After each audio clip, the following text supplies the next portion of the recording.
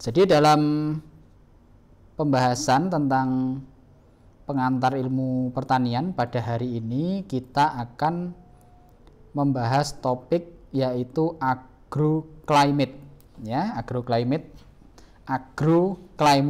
ya, ada dua kata di situ yang digabung, agro dan climate ya. Agro itu tentu saja pertanian ya, climate itu adalah iklim. Jadi kita akan membahas tentang aspek-aspek iklim yang berpengaruh terhadap pertanian ya. Dari sekian banyak aspek iklim, tentu saja tidak semuanya berhubungan langsung dengan pertanian. Nah, yang kita bahas ini yang berhubungan langsung saja. Jadi important aspect affecting plant growth and production. Jadi aspek-aspek penting yang berpengaruh terhadap pertumbuhan serta produksi tanaman ya. Nah, important of climate in agriculture itu dapat kita deskripsikan bahwa agriculture production ya, especially crop production ya, khususnya produksi tanaman itu highly dependent on the weather condition. Jadi ya sangat tergantung pada kondisi iklim atau kondisi cuaca ya. Berbeda misalkan agriculture, sama-sama agriculture production tapi husbandry production atau animal production ya. Jadi peternakan, perikanan ya, fisheries itu kan masuk juga pertanian kan. Itu ya tergantung iklim sih, tapi tidak sebesar yang dipengaruhi oleh yang dipengaruhi oleh iklim itu crop production ya. Jadi seperti itu. Kemudian komponen-komponen dari agroclimate ya. Jadi kalau nanti saya menggunakan istilah cuaca, iklim, meteorologi dan lain sebagainya itu teman-teman punya pemahaman yang sama. Ya, yang pertama kita sering menggunakan istilah weather atau cuaca ya. Cuaca itu adalah definisinya short term atmospheric condition. Jadi kondisi atmosfer tapi jangkanya pendek. Harian ya atau bahkan jam. Cuaca pagi ini cerah. Tiba-tiba sorenya cuacanya hujan. Itu namanya cuaca ya. Short term atmospheric condition. Biasanya berkaitan dengan temperatur and precipitation. Ya, jadi biasanya terkait dengan suhu dan hujan ya, curah hujan. Oh, suhunya panas. Ya, bisa jadi agak geser ke Kaliurang yang lebih tinggi, oh suhunya dingin ya. Agak bergeser ke Jalan Magelang, oh suhunya hangat gitu ya. Oh, di sini hujan, di Maguwo Harjo hujan, tapi bisa jadi di Banguntapan tidak hujan atau gerimis gitu ya. Itu namanya weather. Cakupannya sempit, waktunya singkat. Itu namanya weather. Nah, kemudian weather ini diamatin dengan nama ilmunya meteorologi ya, science of weather phenomena. Jadi ilmu yang mempelajari fenomena cuaca. Fenomena cuaca, science of atmosphere ya, fenomena atmosfer, dealing with process that take place in atmosphere. Jadi meteorologi ini ilmu yang mempelajari cuaca yang terjadi di atmosfer gitu ya. Itu meteorologi. Terus antara meteorologi dengan pertanian ini ada hubungannya. Namanya agrometeorologi. Jadi meteorologi tapi spesifik mengamati yang terkait dengan agro, dengan pertanian ya. Tujuannya apa? Transforming knowledge on climate to useful information for agriculture. Mengubah pengetahuan tentang iklim yang dulunya ya cuman pengetahuan tentang iklim saja, itu kemudian ditarik agar pengetahuan itu ada manfaatnya untuk agriculture, untuk pertanian. Kan banyak ya ilmu-ilmu itu ada ilmunya tapi belum ada manfaatnya di bidang tertentu. Nah, agrometeorologi ini menjembatani ilmu yang sudah ada agar bisa dimanfaatkan di bidang lain, yaitu agriculture. Contoh lain apa, Pak? Contoh lain misalkan robotik. Robotik itu ilmunya sudah ada, sudah sangat berkembang di industri. Tapi robotik di pertanian itu baru anak kemarin sore, masih bayi. Masih banyak yang bisa kita ekspor robotik di bidang pertanian. Otomatisasi itu masih anak kemarin sore di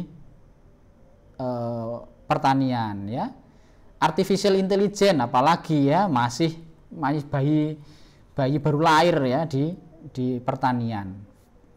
Jadi banyak ya ilmu-ilmu yang di tempat lain itu sudah luar biasa bermanfaat, tapi di sisi lain di tempat-tempat lain itu belum bermanfaat. Nah, contohnya salah satunya ini meteorologi udah berkembang dulu di bidang penerbangan kan, pastinya sudah di bidang transportasi ya secara umum. Meteorologi itu sudah sangat berkembang. Nah, perkembangan di bidang transportasi dan sebagainya itu kita tarik. Kenapa tidak kita manfaatkan juga di agriculture? Jadi seperti itu ya. Nah, sekarang kita bahas ke komponen-komponen dari iklim ya, komponen-komponen dari iklim yang berpengaruh atau ada hubungannya dengan pertanian ya, yaitu weather, climate and agricultural production, cuaca, iklim dan produksi pertanian. Itu yang akan kita bahas berikutnya ya. Recently the development of agriculture has significantly accelerated. Jadi akhir-akhir ini ya, kalau kita bicara up to date ya, biar ilmu kita ini kekinian gitu ya. Perkembangan pertanian ini sudah sangat maju, sudah sangat cepat sekali ya. Bapak atau kakek saya dulu mungkin kalau nanam padi itu produksinya mentok di angka 3-4 ton per hektar. Setahun cuman bisa nanam 1 kali. Sekarang petani-petani sekarang itu sudah produksinya lebih dari 7 ton gabah kering. Setahun bisa 3 kali ya. Kemudian kalau di kelapa sawit misalkan ya, teman-teman yang dari minat kelapa sawit, mungkin 10-20 tahun yang lalu produktivitas kelapa sawit di Indonesia ini ya baru berkisar 20-an ton ya. Sekarang sudah ada yang lebih dari 30 ton. Artinya sudah significantly accelerated, sangat cepat berkembang ya, sangat secara signifikan menanjak luar biasa ya. Nah, sekarang kita bedah apa yang menyebabkan peningkatan ini ya. A sharp increase in crop yield induced by, yang pertama, new and more productive hybrid. Ahli-ahli genetika, ahli-ahli pemulihan tanaman itu sudah bisa bikin bahan tanam hibrida yang sangat produktif.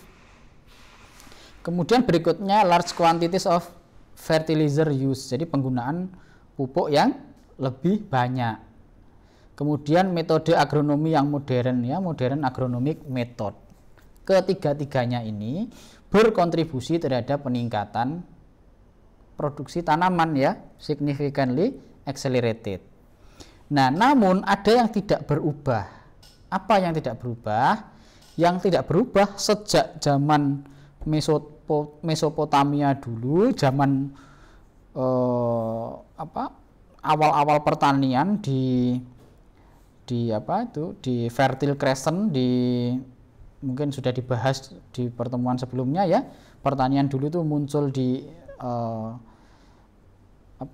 nama daerahnya Fertile Crescent, Syria, Irak sana ya. Sampai sekarang di era modern itu ada yang tidak berubah. Apa yang tidak berubah? bahwa agricultural production to some extent are affected by weather and climate. Sejak dulu kala, sejak awal pertanian itu muncul di dunia sampai sekarang, produksi pertanian itu selalu dipengaruhi oleh cuaca dan iklim. Itu enggak berubah. Mungkin nenek moyang kita dulu tidak pakai bahan tanam hibrida, dia nggak pakai pupuk, dia nggak pakai alat mesin pertanian ya, tapi dia tetap dipengaruhi oleh cuaca dan iklim. Sama sekarang juga gitu ya, nggak berubah. Maka luar biasa pentingnya weather dan climate ini untuk kita pahami. Agar apa? Agar seluruh yang kita lakukan itu selaras dengan weather and climate. Dan jauh lebih penting lagi saat ini karena terjadi global warming ya. Global warming menyebabkan climate change ya. Jadi urutannya kan global warming dulu, climate change ya, weathernya juga change ya, nggak cuma climate-nya. Nah, makin kacau ini weather dan climate ini, makin sulit diprediksi. Nah, itulah yang menyebabkan penting sekali kita memahami tentang komponen-komponen weather and climate ya. Berikutnya, the concept of time, weather and climate itu terbagi menjadi 3 ya, sesuai dengan topik yang kita bahas tadi. Yang pertama adalah fungsi waktu, system of physical properties and process of the atmosphere being in constant interaction with the environment. Jadi dalam perspektif waktu, seluruh aspek, seluruh komponen dari atmosfer ini saling berinteraksi dalam titik waktu tertentu dan tempat tertentu ya. Jadi antara kelembapan dengan suhu, dengan curah hujan, dengan angin, dengan suhu tanah ya, itu semua berinteraksi, nggak berdiri sendiri ya. Nggak mungkin ada peningkatan suhu tanpa diikuti perubahan kelembapan. Nggak mungkin adanya perubahan kelembapan nggak ada pengaruhnya terhadap angin. Nah, perubahan pola angin nggak mungkin tidak ada hubungannya dengan curah hujan. Semuanya berinteraksi ya, at a given place and given moment. Jadi di tempat dan waktu tertentu itu selalu berinteraksi. Jadi nggak bisa kita mempelajari weather sama climate ini sepotong-sepotong, nggak bisa ya. Nah, nanti di pembahasan tentang klimatologi itu jauh lebih detail lagi. Di sini kan pengantarnya ya. Saya kasih pengertian bahwa tiap komponen tidak berdiri sendiri. Ada hubungan antara angin, kelembapan, suhu, curah hujan, ya itu semuanya ada hubungannya. Kemudian kalau weather is system of physical properties ya, and process of the atmosphere, kata kuncinya at a given place and over a shorter period. Ini yang jadi kata kunci dari weather. Jadi weather ini ya prosesnya sama ya, seperti apa itu tadi, bahwa terjadi interaksi semua komponen dari iklim, komponen dari atmosfer, tapi short period, cuman periode singkat, hitungan jam ataupun hitungan hari, itu weather. Beda dengan climate. Climate itu pengertiannya sama persis, tapi kata kunci yang membedakan adalah during a longer period. Jadi periode yang jauh lebih lama, bahkan bisa hitungan tahun maupun dekade ya, 10, 20, 30, 40 tahun, nggak ada perubahan ya, nggak ada yang ekstrim, perubahan ekstrim, itu disebut sebagai climate ya. Jadi seperti itu bedanya antara weather and climate, tapi semuanya adalah interaksi yang tidak bisa dipisahkan satu sama lain ya. Nah, apa yang tidak bisa dipisahkan satu sama lain tadi, setidaknya kalau kita bicara tentang komponen yang mempengaruhi agro ya atau agriculture, itu ada 5 Pertama solar radiation, kemudian heat supply. Solar radiation itu radiasi sinar matahari atau penyinaran matahari ya. Kemudian heat supply kaitannya dengan suhu ya. Kemudian air current dan sea current, jadi gelombang udara, gelombang dari air di laut, itu kaitannya dengan angin ya, dengan pergerakan dari udara. Kemudian water supply, ini kaitannya dengan curah hujan ya.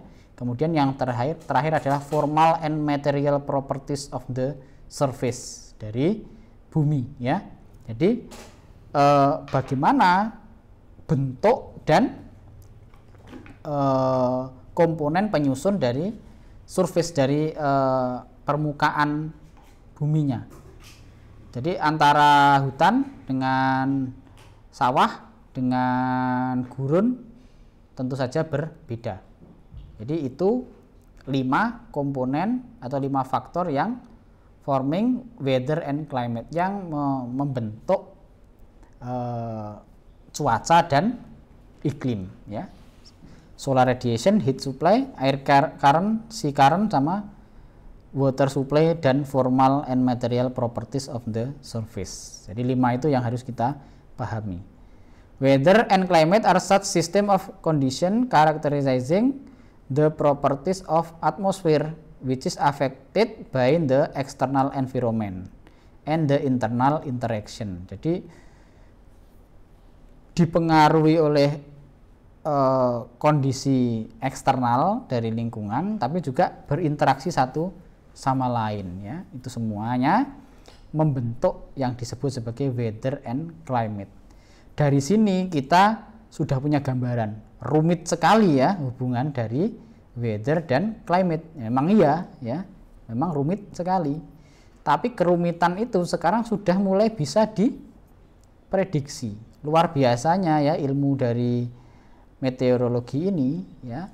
Kita pagi-pagi dengerin radio atau dengerin TV, melihat TV atau lihat di berita ya, sudah ada prediksi 1-2 hari ke depan atau bahkan 1-2 minggu ke depan tentang weather ya, tentang cuaca. Berarti kan dia mempelajari kelima komponen ini ya, kelima komponen ini dipelajari hubungannya seperti apa, kemudian dipakai untuk memprediksi ke depan. Nah, tingkat keakuratannya luar biasa ya. Kalau di HP kita sekarang aja sudah ada informasi kan, oh nanti sore di Maguwo akan hujan. Campur angin apa campur petir? Nah, ketahuan. Nah, padahal belum terjadi ya, masih sekian jam lagi. Itu sudah bisa diprediksi. Gitu ya. Jadi rumit iya, tapi apakah bisa dipelajari? Tentu saja ya. Tergantung kita ya bagaimana keseriusan kita dalam mempelajarinya. Nah, kita sekarang coba bahas satu persatu ya, dari kelima komponen tadi ya, ada solar radiation, heat supply dan seterusnya, kita pelajari satu-satu. Solar radiation intinya di situ adalah light atau cahaya. Cahaya itu tentu oleh tanaman teman-teman semuanya sudah pada luar biasa paham ya, bahwa nggak bisa tanaman itu hidup tanpa cahaya ya, tanpa cahaya. Tapi pertanyaannya apakah hanya cahaya matahari saja? Tentu tidak ya. Sekarang sudah banyak pertanian yang bahkan tidak menggunakan cahaya matahari ya, tapi tetap menggunakan cahaya, yaitu cahaya lampu ya. Silahkan nanti di search saja pertaniannya Toshiba. Toshiba yang dulu kita kenal sebagai produsen alat elektronik, sekarang sudah merambah ke pertanian indoor. Fujitsu itu sudah punya pertanian indoor yang 100% tertutup dari lingkungan luar. 100% ya, bukan cuman 90 atau 80% ya, 100% terisolasi dari lingkungan luar. Ya, dia menggunakan cahaya sendiri, airnya pakai sirkulasi sendiri, unsur haranya pakai unsur hara non tanah, medianya non tanah semuanya ya, 100% tertutup dari luar dan bisa berproduksi dengan sangat tinggi ya. Nah, berarti dia sudah bisa memanipulasi kebutuhan tanaman ya, termasuk weather and climate ya. Ini baru lompatan besar setelah sekian puluh ribu tahun ya, pertanian berkembang dengan tergantung sepenuhnya pada weather and climate. Nah, sekarang perkembangan teknologi sudah memungkinkan light kita buat sendiri ya, weathernya kita atur, suhunya kita sudah mampu gitu ya. Nah, important of light for agriculture, definisinya apa itu light? Light is the visible portion of solar spectrum with wavelength range from 0.39 to 0.76 mikrometer ya.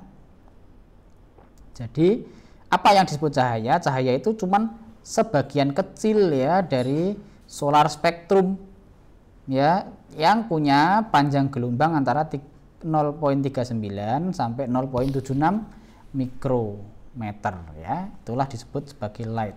Kita sering sebutnya visible light atau cahaya tampak. Kalau di SD atau TK dulu namanya Magico Hibiniu. Nah, Magico Hibiniu itu namanya cahaya tampak. Magico Hibiniu punya panjang gelombang itu tadi ya, antara 0,39 sampai 0,76 mikrometer. Selain itu masih ada banyak spektrum cahaya, tapi tidak bisa kita lihat. Ada inframerah, ada sinar X, ada sinar gamma, ya, sinar beta dan lain sebagainya. Itu punya panjang gelombang di luar dari kemampuan kita melihat itu ya. Jadi bukan disebut cahaya tampak. Light is one of the important climatic factors for many vital function of the plant. Jadi cahaya itu salah satu faktor iklim yang sangat penting, punya banyak fungsi vital, fungsi penting bagi tanaman. Apa saja itu fungsi pentingnya? Nah, ini ya beberapa saja yang saya tulis. Selainnya itu nanti akan kalian pelajari lebih dalam lagi di klimatologi ya, di fisiologi tanaman juga dibahas lagi ya, di apalagi di agronomi dibahas lagi ya. Jadi pembahasannya banyak di tempat-tempat yang lain itu pembahasannya banyak dan mendalam ya. Di sini kita pelajari yang umum-umum saja agar kita memahami nilai penting dari cahaya ya. Di gambar sebelah kanan itu contoh budidaya tanaman tanpa cahaya matahari. Ya, itu LED semuanya ya, yang di atas itu ada warna putih, warna merah, warna biru ya. Ada ungu juga kayaknya itu ya. Kalau saya nggak salah, agak-agak buta warna ya, itu nggak terlalu bisa membedakan ungu sama biru saya. Nah itu tapi yang pasti Magico Hibiniu ya, merah, jingga, kuning, nila, ungu itu ya. Kalau selain warna itu ya nggak bisa kita lihat pakai mata ya. Mungkin bisa pakai alat yang lain ya. Poin pertama, it is essential for the synthesis ya, bukan sintetis ya, sintesis of most important pigment, namanya klorofil. Jadi klorofil ini bisa menghasilkan karbohidrat kalau ada sinar atau kalau ada radian energi ya. Dia mengubah foton ya, energinya itu namanya foton. Foton itu diubah jadi dipakai untuk mengubah air dan CO2 menjadi karbohidrat.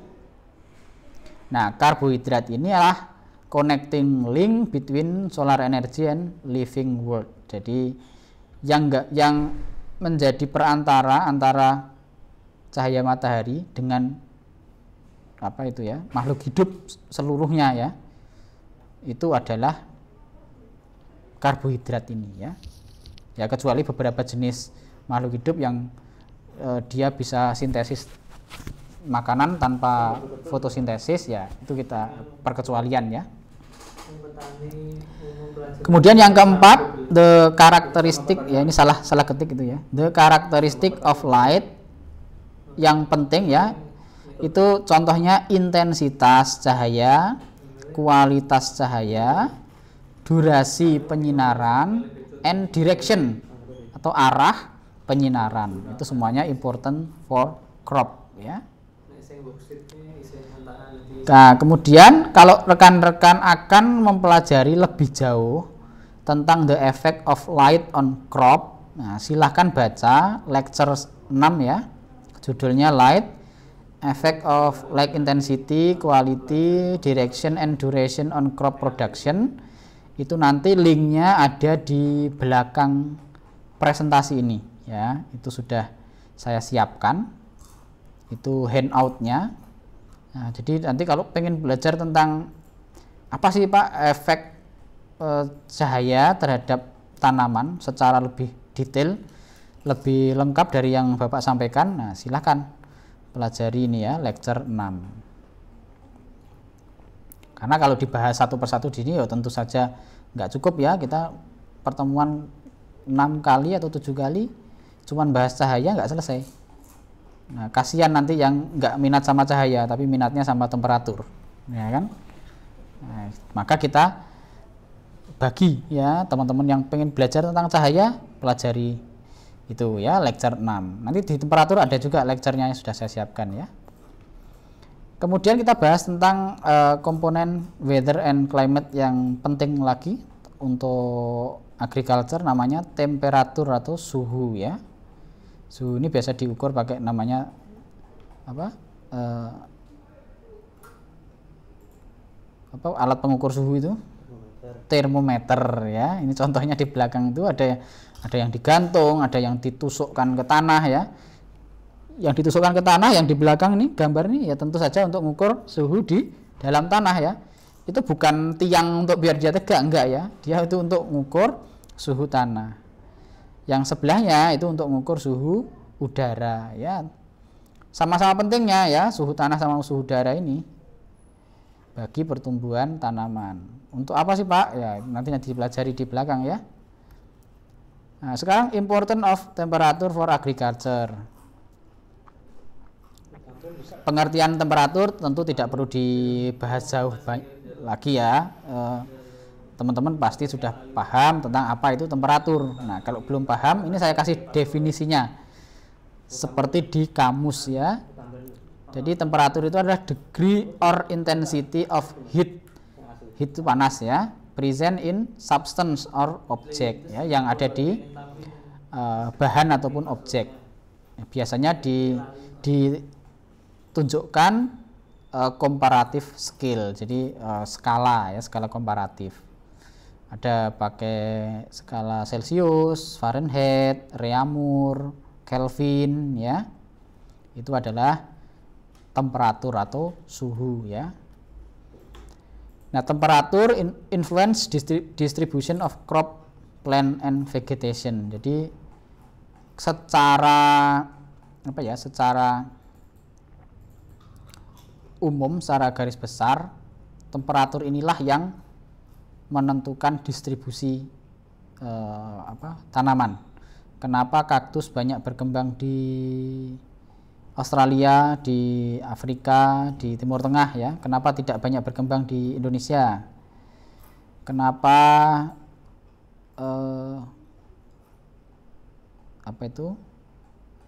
gandum itu banyak berkembang di subtropis ya? Kenapa padi itu malah berkembangnya di tropis gitu ya? Itu semuanya salah satu yang menentukan distribusinya tadi itu adalah temperatur ya atau suhu. Karena beda region, beda tempat itu suhunya beda-beda ya. Tergantung garis garis lintangnya ya, garis lintang. Oke, apa itu nilai penting dari temperatur terhadap pertanian, agriculture? Yang pertama, influence all stages of crop during its growth, development, and reproductive phase. Jadi semua fase perkembangan tanaman itu dipengaruhi oleh suhu. Waktu dia berkecambah itu aja udah dipengaruhi oleh suhu ya. Ada tanaman yang kalau suhunya terlalu rendah tidak mau berkecambah. Kemudian fase vegetatif itu dipengaruhi oleh suhu. Pembungaan ada yang dipengaruhi oleh suhu. Pematangan buah itu juga dipengaruhi oleh suhu. Jadi semuanya itu ada pengaruh dari suhu ya. Kemudian air temperature affect leaf production, expansion, and flowering. Jadi ya.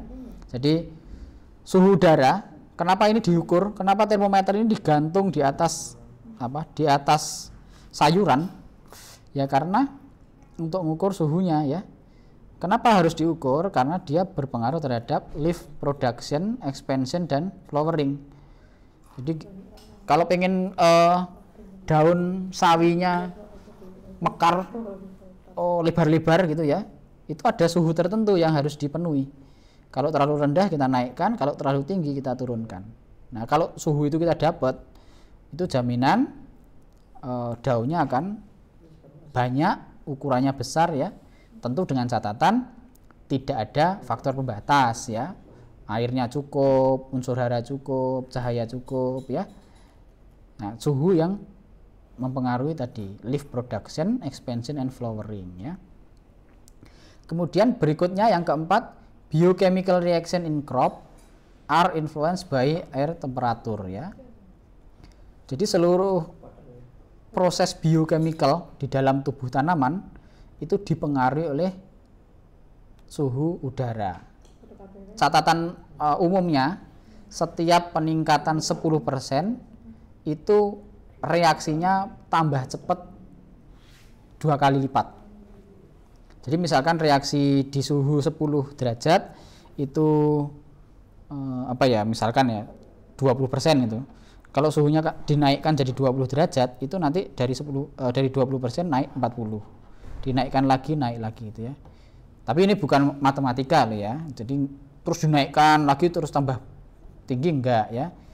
Kalau tanaman itu makhluk hidup itu ada kurva khususnya ya. Jadi tidak terus ketika ditambah suhunya tambah naik, enggak ada batasnya enggak ya. Ada titik tertentu justru suhu yang tinggi itu menghambat ya. Jadi terlalu rendah menghambat, terlalu tinggi juga menghambat ya. Kemudian yang kelima, temperature affect the stability of enzymatic system in plant. Jadi sistem enzimatik pada tanaman itu juga dipengaruhi oleh temperatur ya. Enzim itu bekerja lebih cepat pada suhu tinggi ya, pada suhu tinggi. Tapi ada batasnya. Kalau terlalu tinggi dia mengalami denaturasi. Denaturasi itu rusak ya, rusak. Tapi kalau terlalu rendah dia mengalami ya penurunan laju aktivitasnya ya. Sampai tahap tertentu dia berhenti. Tapi enggak rusak ya. Enggak rusak. Nanti suhunya naik jadi beraktivitas lagi gitu ya. Nah, itu nanti dipelajari di biokimia, bukan di PIP ya. PIP akan memberikan gambaran luasnya saja ya. Nah ini masih banyak lagi ya fungsi suhu terhadap tanaman. Yang keenam ya itu untuk maksimum dry matter production ya, untuk produksi bahan kering maksimal itu yang dibutuhkan adalah 20 sampai 30 derajat Celcius. Jadi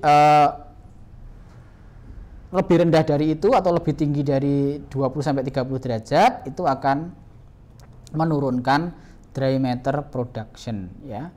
Itulah sebabnya sebagian besar biomasa tanaman di dunia ini diproduksi di daerah tropis ya, di sepanjang garis khatulistiwa, termasuk di Indonesia ya.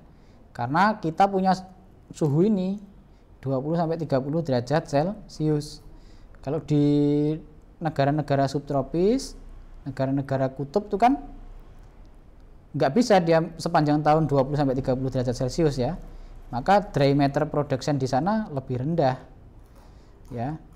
Ya hutannya lebih rendah dry matter productionnya, kemudian tanaman budidayanya juga sama, ya. Kemudian kaitan dengan organisme yang lain, ya, at high temperature and humidity, ya, most of the cropland are affected by pest and disease. Nah, ini efek negatifnya, ya. Jadi kalau suhu sama humidity atau kelembapan ini kok naik sama-sama, ya, itu kebanyakan itu ada banyak serangan hama dan penyakit, ya, pest and disease. Karena pest and disease terutama dari dari jenis-jenis jamur kayak gitu kan suka dengan suhu tinggi sama kelembapan tinggi, ya. Kemudian kalau kaitan dengan fisiologi, ketika night temperaturnya itu tinggi, ya, high night temperature increase respiration and metabolism. Jadi kalau suhu pada malam hari itu tinggi, itu akan meningkatkan respirasi dan metabolisme. Itu, ya. Nah, untuk mempelajari tentang effect of temperature on crop, ya, itu more about the effect of temperature on crop, silahkan dibaca lecture 7. Lecture 7 itu membahas tentang diurnal and seasonal variation in air temperature, ya, dan role of temperature in crop production. Jadi sama seperti di lecture 6 tadi. Kalau lecture 6 itu membahas tentang suhu, bahas tentang cahaya. Nah, di lecture 7 ini bahas tentang suhu, ya. Itu lebih lengkap. Presentasi saya itu saya sarikan dari lecture yang saya sampaikan tadi, ya. Oke, sekarang tugasnya. Nah, ini, ya, tugasnya. Setelah mempelajari tentang agroklimatologi ini, ya, tentang agrometeorologi, ya, agroklimatologi ini, apa yang dipahami rekan-rekan tentang climate smart agriculture? Ini yang baru up to date sekarang, ya. Climate smart agriculture ini programnya United Nations, ya, programnya PBB. Jadi anak pertanian sekarang akan kelihatan jadul, ya, kelihatan kurang wawasan kalau tidak mengetahui tentang climate smart agriculture. Ini satu bahasan yang sedang banyak yang dibahas di mana-mana, ya, karena kemarin ada, mungkin teman-teman juga tahu, ya, ada konferensi iklim di Glasgow, ya, di Inggris sana. Itu juga bahas tentang ini, ya, climate smart agriculture. Bagaimana pertanian itu bisa cerdas, ya, cerdas membaca iklim di era ketidakpastian, ya, di era perubahan iklim, ya. Perubahannya pun nggak bisa kita prediksi, kan, tidak bisa. Ini mau berubah kemana sih? Itu kita belum tahu juga, gitu, ya. Maka kita butuh climate smart agriculture. Jadi silahkan write a resume paper about climate smart agriculture. Jadi silahkan buat paper resume, ya. Jadi, ya, semacam kumpulan dari tulisan-tulisan yang teman-teman search dari sumber-sumber di internet, ya, tentang climate smart agriculture. Nanti ditulis nama, NIM, ya, kelas, kemudian sumber tulisannya dari mana saja, ya, ditulis pustakanya, ya, kemudian diambil sari-sari pentingnya dari setiap sumber itu, kemudian dibuat satu tulisan yang baru, ya, tentang climate smart agriculture. Ya, karena dari kelas SPKS, ya, tentu saja coba hubungkan dengan kelapa sawit, ya. Jadi climate smart palm oil, gitu, ya. Jadi palm oil agriculture, pertanian atau perkebunan kelapa sawit yang cerdas iklim gitu ya. Nah, reference yang saya pakai untuk kuliah topik ini ya, topik yang lain nanti ganti lagi. Ini ada list of book ya, ini ada 4. Kemudian handoutnya nanti cari aja di https://id/agro-climate. Nah, itu nanti copy aja, cari di internet. Nah, nanti handout yang saya tunjukkan tadi di di lecture 6, lecture 7 itu semuanya ada di sini ya, di handout ini. Oke, rekan-rekan semuanya ya, demikian yang dapat saya sampaikan dalam pertemuan kita pertama di mata kuliah PIP, pengantar ilmu pertanian pasca MIT ya. Semoga bermanfaat. Terima kasih. Saya buka